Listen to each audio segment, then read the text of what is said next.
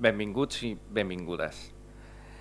El día de hoy aproximamos a una fiesta que estamos viviendo dentro del sistema de emergencias médicas de Cataluña. Una fiesta que, por las razones de la COVID y de este año tan complejo que hemos tenido y en el que todo el sistema sanitario ha desde luego arrimado el hombro y estado en una situación de crisis inmensamente grande, no nos ha permitido festejar por todo lo alto como bien nos hubiera gustado, cara a cara, mano a mano y brindando por un equipo que lleva 25 años trabajando por el bienestar y la salud de todos los pacientes pediátricos de Cataluña. A nombre del doctor Antoni Encinas, nuestro director general, y de todos los que componemos el sistema de emergencias médicas, pero especialmente de todos aquellos que han trabajado durante estos 25 años, tocando a más de 30.000 pacientes a lo largo de este cuarto de siglo de historia, pero aún más, con retos increíblemente grandes por continuar. Pensar que esta historia nace, y nos lo explicarán con una sorpresa que tenemos preparada para todos vosotros, con una finalidad, la finalidad de llevar aquella alta tecnología, aquella complejidad de atender a un paciente neonato que representa un muy elevado porcentaje de las atenciones que realizan las unidades de alta complejidad pediátrica en nuestro entorno, que forman además un objetivo muy claro, que es que ahí a donde se necesite tienen el soporte de toda la alta tecnología de los grandes hospitales, de los grandes centros y quizá de uno de los mejores centros de atención pediátrica y neonatal de Europa. Esta calidad asistencial y esta apuesta y apuesta que se dio hace 25 años, cada día se consolida, se engarza y permite una mejor atención de todos nuestros pacientes. No solamente en puntos del territorio de Cataluña, también en algunos puntos próximos a nuestro entorno. Son referentes a nivel nacional, pero también lo son a nivel europeo. Y seguramente, dentro de este universo que es la complejidad del traslado de un neonato entre diferentes centros, el camino que queda por recorrer hará brillar muchísimo más a estos profesionales y a estas unidades que día a día atienden a aquellas personas más vulnerables, tanto los neonatos como los pacientes pediátricos. No puedo más que agradeceros este cuarto de siglo de esfuerzo y dedicación y hacer una mención especial, y le pediré al doctor Pedro Domínguez que nos acompañe aquí en la mesa, en el online al doctor Josep Carit del Hospital Sant Joan de Déu, que está con nosotros, al doctor Eduard Carreras, que inició la base del helicóptero en el Hospital de Sant Pau, y la doctora María Teresa Esqué, de la Casa de la Maternidad. 4 figuras que sin ellas hoy este proyecto no existiría. 4 personas que han sido los pilares sobre los cuales se ha construido el SEM pediátrico. A ellos 4 y a todos los que durante estos 25 años han vestido este uniforme y han caminado con nosotros y nos han abierto la brecha por la que hoy en día podemos llegar a los neonatos, a los pediátricos, dar soporte a los hospitales de proximidad desde la central de coordinación y abrir terapias que hace tiempo serían impensables. Gracias. Y en esta sorpresa tan grata de poder contar con vosotros, no me queda más que cederos la palabra para que entre todos nos empapemos, los 1.200 personas que estamos escuchando en el online de este encuentro para festejar estos 25 años de carrera, todo aquello por lo que habéis pasado, vivido y a los retos que nos invitan a enfrentarnos. Bienvenidos a todos, muchas gracias. Doctor Domínguez.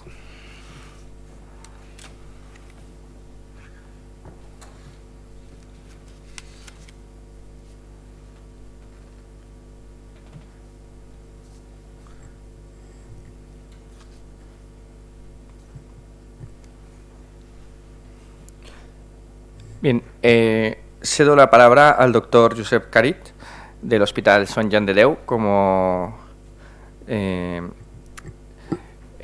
siendo una persona referente cuyo currículum conocemos todos, y será el primero de los 4 fundadores que nos obsequiará unas palabras en esta puesta de largo.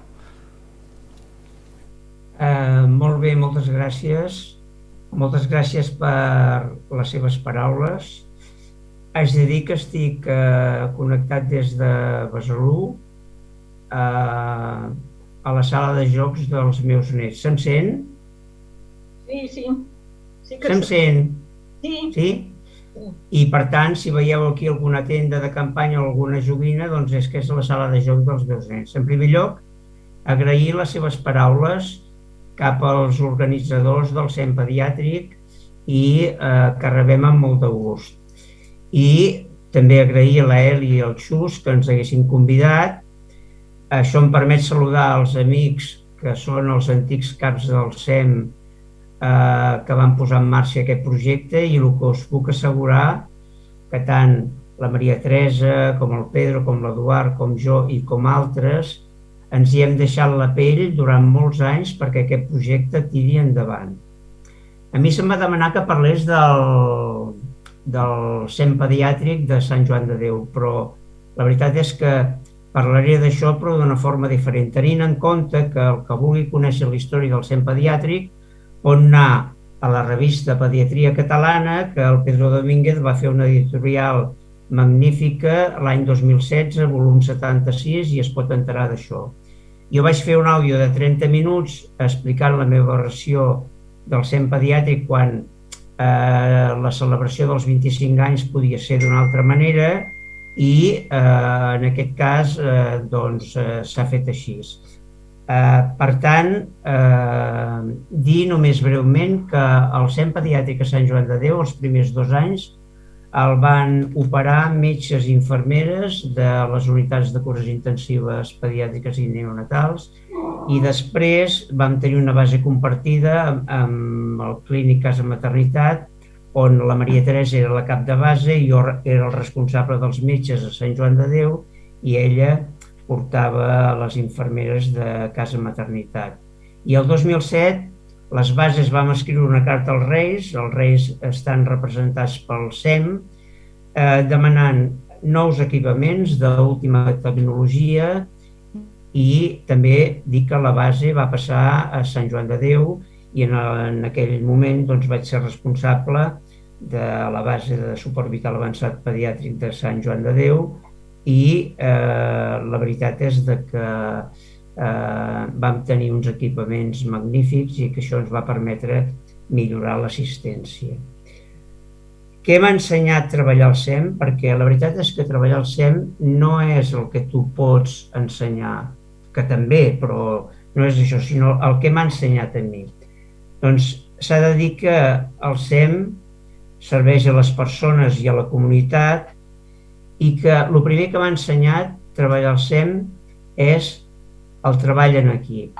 El treball en equip no només de l'equip assistencial, sinó també de les relacions amb els professionals de l'hospital emissor, del hospital receptor, del centre coordinador. Tots aquests professionals han de treballar amb equip perquè un trasllat funcioni bé. Nosaltres portem les UCIs on fa falta, Per tant, garantim l'equitat territorial, compartim feina amb els metges dels hospitals emissors i parlem amb les famílies, cosa molt important de cara a treballar pel nen i la seva família, i expliquem tot el procés que s'ha fet fins a aquell moment, i això augmenta la confiança de les famílies en els recursos sanitaris de proximitat. És evident que treballar al SEM vol dir anticipar-se en els problemes i, com ja he dit abans, l'atenció als pacients i a les seves famílies. Ara, si me'n surto, voldria compartir l'anfitrión inhabilitó, pues nada, no comparteixo res. Vale. Ja ho t'he activat. Ja, gràcies.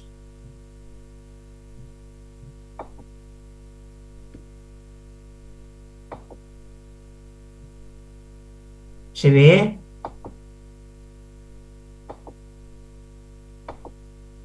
Bé, este soy yo. Y ¿se me oye? Se te oye bien, Josep, pero no, ahora... ¿Se ve la diapo? No es veu, no. Ah, doncs alguna cosa he fet malament. Bueno.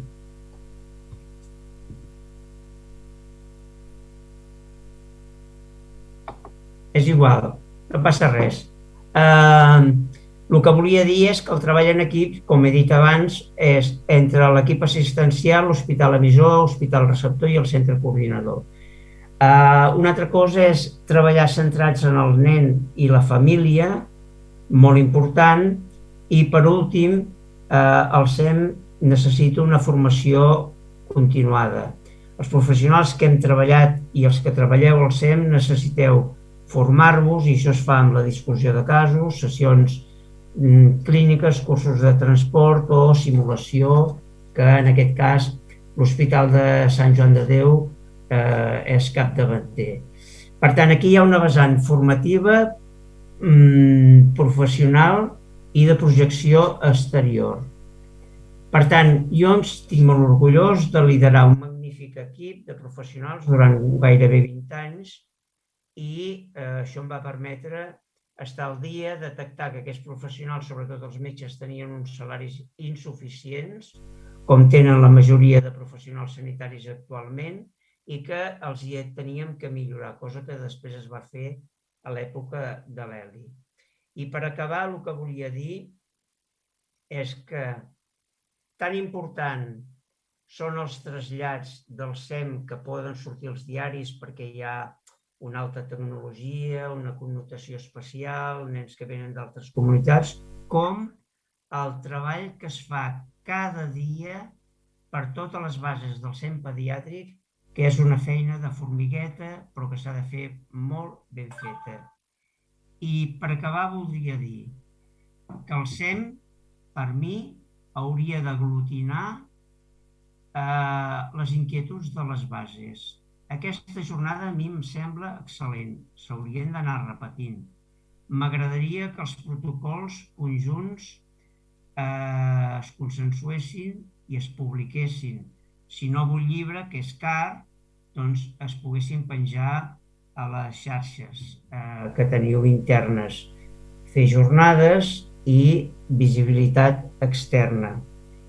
I per acabar diré, si l'any 95-96 dèiem ara mateix tot està per fer i tot és possible, segurament l'any 2021 podríem dir moltes coses ja s'han fet, tot i que encara en queden per fer, però res és impossible i ara mateix us toca a vosaltres millorar el SEM pediàtric, potenciar-lo, donar-lo a conèixer i donar-li visibilitat.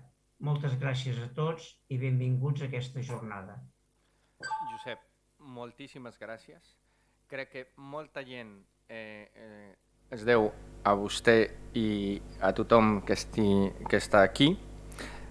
I ja te dic una cosa, agafem el guant, hem de fer aquest treball amb els caps de base i amb tots els que treballem en aquesta casa, i segurament sí, la resposta és sí, hem de fer capaços de publicar totes les nostres dades i també tots aquests protocols que hem d'anar consensuant i treballant. No hi ha res impossible. Tenim una estrella polar i aquesta estrella l'hem de seguir. Moltíssimes gràcies, Josep. Pedro... Perdoneu un moment. L'Eduard m'està enviant whatsapps que no es pot connectar. A veure si algú del SEM... Ara intentem. Ara intentem des del servei tècnic. Josep, moltíssimes gràcies. Vale, gràcies. Pedro Domínguez, que ya hace unos cuantos años que nos conocemos, una trayectoria también impecable dentro y la experiencia de muchos años en el Hospital Valdebrón, y además he de decir que un soporte increíble durante esta pandemia que has dado tanto a Valdebrón como al resto. Te cedo la palabra. Eduard,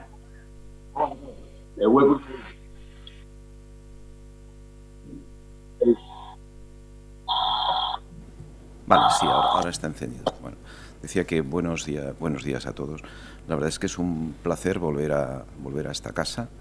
No es la primera vez, afortunadamente, que estoy en esta sala de actos, pero es verdad que hacía ahora ya mucho tiempo que no pasaba por aquí. Y insisto que es un motivo de gran satisfacción, ¿no? Y además porque tengo la oportunidad de encontrarme de nuevo con mis colegas y amigos con los que tuvimos el privilegio de compartir los inicios del SEM pediátrico, ¿no? Que es un término que a SEM, ahora tengo el ser veterano o emérito, me ha gustado mucho la palabra emérito que he visto en el listado que hacía referencia a nosotros, te da un cierto grado de libertad que cuando estás en activo no tienes, ¿no? Pero SEM nunca le gustó mucho lo que se hablara de SEM pediátrico, pero yo creo que con el tiempo la realidad es tozuda y al final se ha consolidado un concepto que es SEM pediátrico, ¿no? Porque es una realidad. Siempre hablamos del subsistema del SEM pediátrico dentro del gran sistema de emergencias, y tanto María Teresa Esqué como Josep Carich, como Eduardo Carreras y yo mismo tuvimos la oportunidad de empezar a trabajar en lo que hoy en día es este SEM pediátrico. Por lo tanto, es este doble motivo de satisfacción, ¿no? Yo creo que la experiencia de vivir los primeros tiempos del SEM nos ha enseñado muchas cosas. Yo diría la primera es que la importancia de la voluntad política, ¿no? Nosotros que ahora tenemos mucha relación con colegas del resto de España que están trabajando duramente para poder tener sistema de transporte pediátrico en sus comunidades y que no lo están logrando. Nosotros fuimos muy afortunados, nos lo pusieron muy fácil los políticos, ¿no? Decidieron en el plan de salud del 93-95, había una cláusula que decía, al finalizar el periodo tiene que estar organizado el transporte interhospitalario y de emergencia primaria en toda Cataluña, independientemente de la edad de los pacientes. Y eso es lo que obligó al SEM en aquel momento a dar el primer paso, ¿no? Y yo creo que tuvimos la gran suerte de que en aquel momento el director asistencial, que era Carlos Martínez, que es una de las personas a las que quería hacer referencia explícita ahora, pues pensó que quizá habría que valorar la posibilidad de que el SEM pediátrico pues lo llevaran lo que es la actividad asistencial, docente y de proyección exterior, obviamente vinculado dentro del SEM, pero que lo llevaran equipos pediátricos. Y eso creo que fue un gran acierto, ¿no? Y ahí fue cuando respondimos pues los 4 grandes hospitales y las personas que acabamos de comentar, pues para decir que sí, que queríamos ponernos a trabajar para tener transporte pediátrico en Cataluña.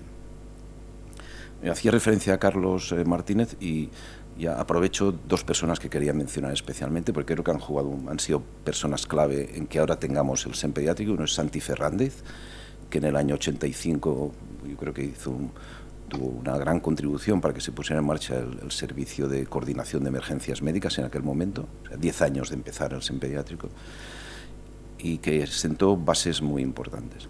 Y la otra persona es Antonio Moreno, que es pediatra de nuestro hospital, compañero mío y amigo, que ahora actualmente es el jefe de servicio de pediatría y además es el responsable del SEM pediátrico en el Hospital Vallebrón, que junto conmigo o yo con él, los dos juntos, empezamos a trabajar desde el Hospital Vallebrón pues, para hacer nuestra aportación para lo que podía ser el modelo de SEM pediátrico de Cataluña, ¿no? Este es un modelo que se ha caracterizado por ser un modelo universal, cubre toda la geografía, cubre todas las edades, como bien sabéis, y además es específico porque solo se dedica a transportar niños o recién nacidos, y además es especializado porque cuenta con pediatras, con enfermeras pediátricas y con técnicos que se dedican específicamente y especialmente al transporte pediátrico. Y eso es un modelo que en este momento es el único modelo que existe en el Estado español, ¿no? Y que es un modelo, como ha dicho Jorge, es un modelo de referencia, ¿no? Por lo tanto, yo creo que podemos estar muy orgullosos de haber llegado a poner las bases de este modelo de transporte pediátrico, que tiene, yo creo que grandes valores, ¿no? Algunos ya los ha introducido Josep Carich, pero yo añadiría dos minutos. Bueno, pues básicamente quería decir que aporta dos grandes valores. Uno, visibilidad.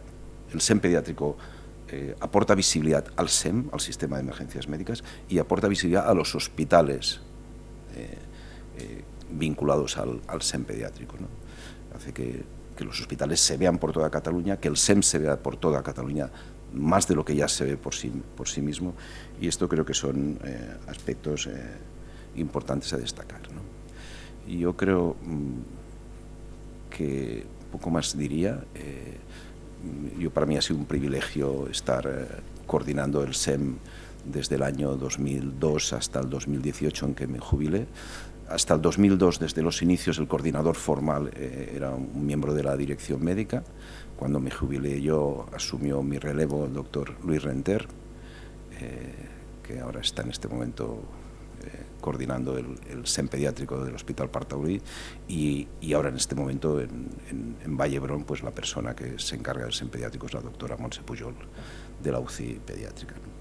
Yo solo quiero trasladaros un reto a los miembros del SEM pediátrico actual, al SEM como responsable directivo de este sistema de transporte pediátrico, y el reto, yo lo resumo en poquitas palabras, creo que hemos sido muy buenos, creo que sois muy buenos, y creo que el reto es pasar de ser buenos a ser excelentes. Y como decía Josep Carich, todo es posible, y espero que los integrantes del SEM pediátrico de los próximos años superéis todavía todo lo que llegamos a poder hacer nosotros, obviamente con la ayuda de todos. Gracias. Gracias, Pedro. Sin duda el camino que nos queda por recorrer es enorme y quedan muchas cosas por hacer. Y como hemos dicho anteriormente, cogemos el guante, y creo que los retos de 25 años no hacen más que hacer precisamente más difícil superar aquello que se ha construido y se ha mantenido durante estos 25 años. Es hacerlo más grande y evidentemente con un grado de excelencia que nos permita ser en referencia a nivel internacional. Y si hablamos precisamente con el doctor Eduard Carreras, que no es viable la conexión desde donde se encuentra. A ver, estamos ahí. ¿Sí? Vale, tenemos al doctor Eduard Carreras.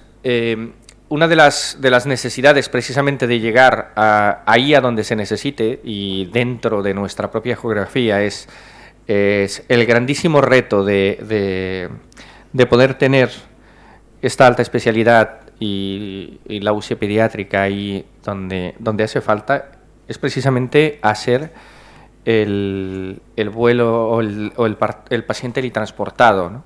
Con las características, las dificultades que puede tener el neonato o el paciente crítico pediátrico. Doctor Carreras, bienvenido y muchísimas gracias por estos 25 años de éxitos continuos en esta carrera por los pacientes. Hola, la verdad es que m'ha costat poder entrar perquè no...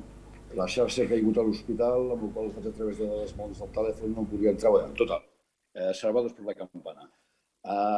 D'entrada, agraïus a vosaltres, no? És a dir, que jo crec que no és un reconeixement, és senzillament retrobar-nos a vells amics que fa 25, jo crec que una mica més, 25 anys m'han començat aquesta experiència que ha arribat on estem en aquests moments.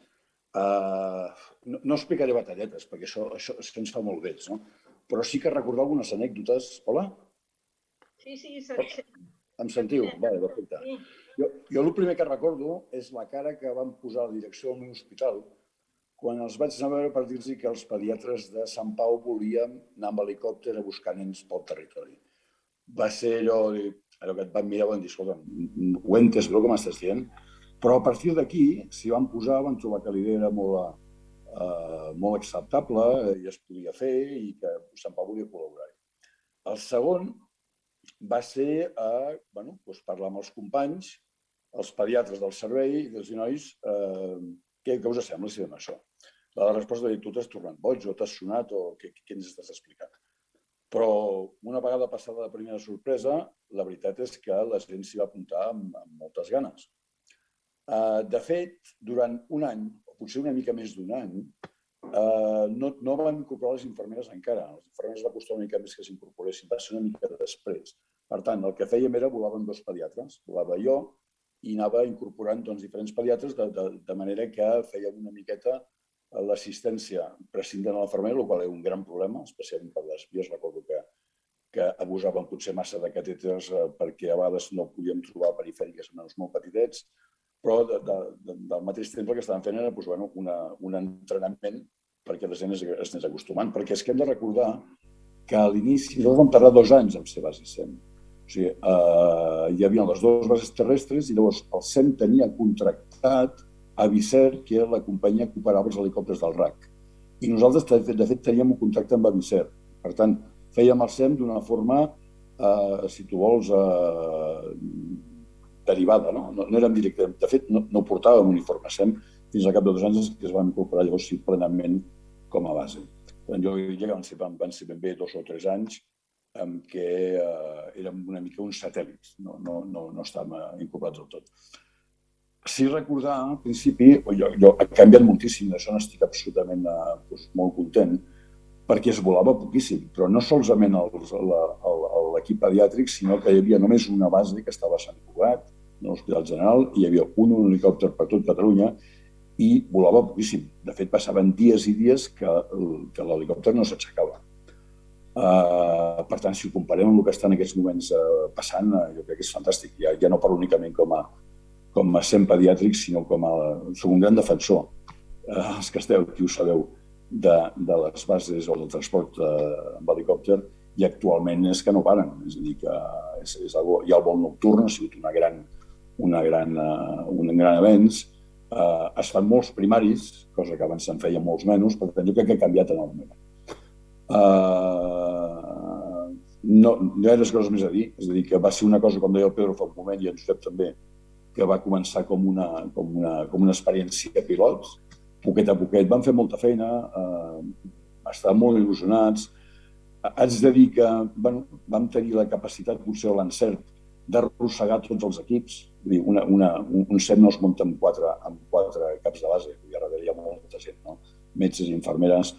Un record especial en els pilots. Nosaltres treballem en un àmbit que és diferent, és un espai més reduït, que té unes connotacions que el fan amb un cert risc, i per tant els equips EMS, dins del qual som un gran defensor, hi tenen un paper molt, molt important els pilots. Sense ells, evidentment no volaríem, però sense ells implicats en el que és l'assistència, seria el SEM aeri, tant adult com pediàtric, seria molt diferent. No m'enrotllo més, jo crec que teniu per davant una jornada molt intensa, no us vull robar més temps. Senzillament nosaltres som el passat, quedem una miqueta de present, però vosaltres sou el futur, us desitjo molta sort i moltes gràcies per haver-me escoltat. Moltes gràcies, Eduard, i el mateix. Anem així una miqueta amb el temps. donem la paraula a la doctora Maria Teresa Esquer, que també va estar amb nosaltres i va fer aquesta fundació i aquests pilars del SEM pediàtric, de lo que ara mateix denominem l'alta complexitat pediàtrica i el suport vital avançat pediàtric d'aquesta casa. Benvinguda, Maria Teresa. En primer lloc, agrair-vos la invitació per participar en aquestes jornades, malgrat que quan vaig rebre la trucada del doctor Reuter em va semblar gairebé impossible. Totalment jubilada des de fa quasi 6 anys i ara de vacances amb els meus nets més petits, em va semblar que seria difícil concentrar-me per poder dir 4 coses que us pogués interessar. A mesura que ho he anat pensant, he recordat lluites, dificultats i també moltes satisfaccions. Us parlaré sobretot de les satisfaccions, encara que per arribar-hi vam tenir que passar per moments de lluites i de dificultats. I us parlaré també del que em va motivar per treballar en aquest sector. Quan vaig acabar l'especialitat de pediatria, vaig anar a treballar durant més de 3 anys a l'Hospital Port-Royal de París, on vaig conèixer l'Esmur Pediatrie, que em va semblar fantàstic. Al tornar, vaig treballar a la residència maternal Sant Pere de Reus i cada vegada que un nen es tenia que traslladar a l'Hospital Joan XXIII era un veritable martiri. 2 anys més tard, vaig anar a treballar a l'Hospital Casa Maternitat, actualment Hospital Clínic Seu Maternitat, i el doctor Pérez del Pulgar, des de l'any 73, ja havia mostrat la preocupació per aquest tema. I si bé aleshores disposàvem d'una ambulància de transport pels transports interns, estàvem molt lluny del que jo havia conegut a París. Malgrat tot, em vaig posar de ple en aquest món. Vaig començar a comptabilitzar transports i dificultats. Gairebé totes les reunions de la Societat Catalana de Pediatria sortia el tema del trasllat. Vaig realitzar una enquesta a tots els hospitals de Catalunya per veure com traslladaven els seus nens. Vaig publicar el butlletí de la Societat Catalana de Pediatria, actualment Pediatria Catalana, editorials com el trasllat del nadó, un repte, una necessitat i una urgència. Volíem crear la necessitat de millorar i universalitzar el sistema de transport. L'any 85, sota la direcció del doctor Santi Ferrandis, es va crear, com ha dit el Pedro, la prova pilot del SEM de 9 mesos de durada i posteriorment el SEM.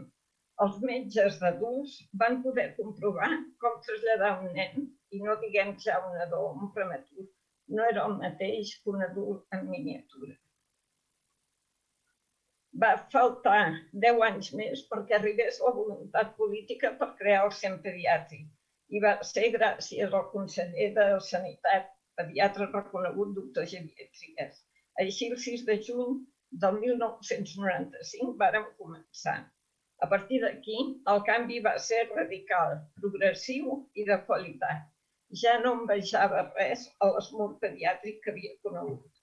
Primer vam treballar amb les 2 bases terrestres i la base aèria, que ja us han explicat, fins que veiem que moltes vegades hi havia nadons o lactants petits que necessitaven trasllats vigilats però no cures intensives, es va crear al setembre del 2007 la unitat de suport vital intermedi, amb una infermera, un tècnic i un coordinador. Aquesta unitat treballava durant el dia i es feia bàsicament un 78% de nadons. Aquesta unitat va ajudar a consolidar un aspecte molt important de tot el sistema de transport pediàtric i neonatal, com és el transport de retorn, que formava part d'un 24% dels pacients. Va estar activa fins l'any 2013. En un altre article de Pediatria Catalana sobre el transport havia escrit: el personal és l'element més important de qualsevol sistema de transport, i així ho crec. I puc assegurar que des dels seus inicis treballar al SEM pediàtric implicava exigència de donar un bon servei amb una filosofia de treball buscant l'excel·lència, metòdica d'actuació definida, compromís de confiança, respecte i col·laboració entre tots els equips participants. L'any 2003 escrivien una altra editorial a Pediatria Catalana que deia: el trasllat de l'infant crític una realitat. I aprofitava per agrair a totes les persones que havien treballat en el sistema de transport la seva dedicació, la seva entrega i la seva professionalitat. I avui vull acabar aquestes senzilles paraules agraint a tots els professionals que han treballat i treballeu al SEM Pediàtric la seva, vostra professionalitat, dedicació i entrega, perquè si no es tenen aquestes qualitats és impossible treballar-hi. Moltes gràcies per la vostra atenció. María Teresa y a tots quatre. En tu intervención dicen que uno habla en su idioma natal cuando el mensaje que quiere transmitir es más próximo al sentimiento, ¿no? Y tu intervención solo puedo resumirla en una cosa que precisamente vosotros cuando atendéis a un neonato o a un niño, pero también al entorno que le rodea, le regala a todos sus pacientes, y es humanidad. En las 4 intervenciones podría resumir en grandes retos que nos quedan por consolidar, y que esto a los CAPs de base y a ti, Chus Cabañas, que has tomado el relevo en continuar con este trabajo extraordinario. La formación, las personas que forman parte de todo este mundo que es la alta complejidad pediátrica, el soporte vital avanzado pediátrico y el soporte que se da desde nuestra central de coordinación. El generar la evidencia científica necesaria para poder trabajar de común acuerdo y no solo dar visibilidad a nuestro sistema, sino brindar aquel conocimiento que muchas partes del mundo necesitan de estos 25 años de experiencia y estas publicaciones que transmiten precisamente el saber científico que es parte integral de nuestro día a día. Y por último, la humanidad con la que tratáis tanto a compañeros como a pacientes y familiares. Sin ninguno de estos se puede articular, nuestro trabajo no tiene sentido. Y lo que está claro es que más de 30.000 pacientes dejan ver y dejan claro que es necesario, que es indispensable y que es fundamental llegar ahí a donde los pacientes lo necesitan. Para no alargar más la jornada, sí, lo que pediría es despedir los 4 que estamos aquí, porque somos muy poquitos los que estamos en el auditorio, con un grandísimo aplauso y un abrazo virtual a quienes están al otro lado de la pantalla, y todo el cariño y admiración por estos 25 años a los 4 fundadores de este SEM pediátrico, de esta alta complejidad pediátrica. Muchísimas gracias. Gràcies a vosaltres. Moltes gràcies a tots. Muchas gracias. Dejo la palabra a Chus Saludos Cabañas. a todos desde aquí.